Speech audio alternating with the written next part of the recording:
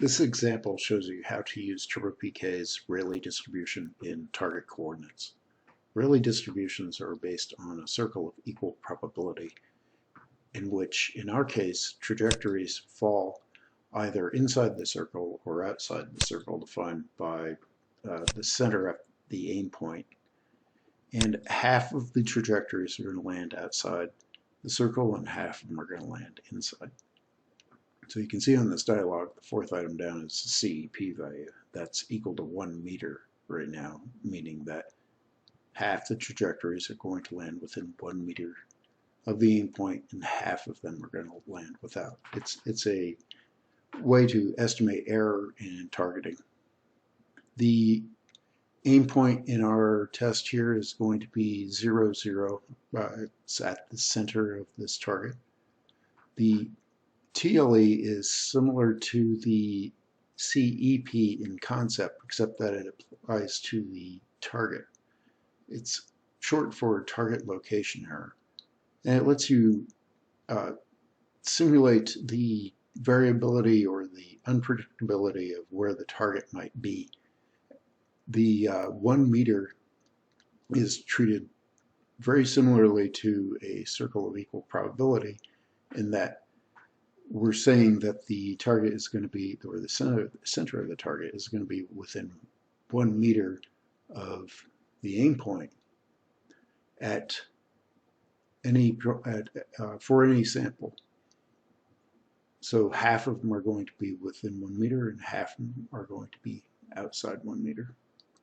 The other parameters here are things like the contact delay, the height of burst, which we've set to 5, pretty far above the target for this first test. Contact delay 0, terminal speed 100, 0 nose to warhead CG distance, which we will show to you later how to use. And number of trajectories is 100 small sample to start with, and a number of samples of 20. And the 0.45 for azimuth and elevation indicate the attack angle. So let's execute this quick one. We have to back out a little bit to see where it is because we've got a 5 meter height of burst. You can see the green line that shows you the 0.45 attack angle. We'll increase the number of burst points to 1,000 to get a denser sample. And there you go.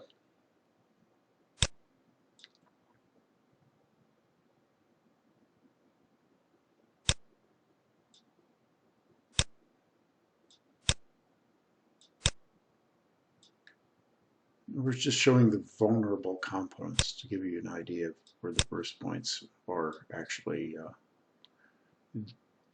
having an effect.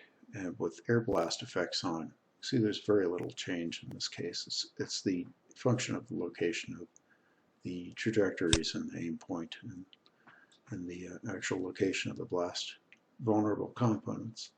So now let's show what happens when you move back and forth along the x-axis for the aim point. This is moving backward. And now we're going to move to +2. Remember, this is a diving angle from the front, so there's a lot of geometric effects going on here.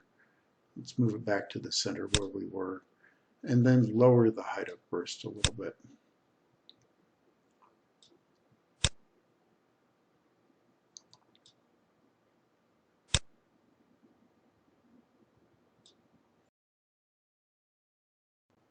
And the last thing we'll do is show you how to use the nose to warhead CG distance. It is used to simulate the position of the warhead with respect to the nose of the weapon. So if we set it like to 1 meter, like we've done here, it pushes the burst points back up the trajectory from the contact point. There's 2 meters. So that's it for this example.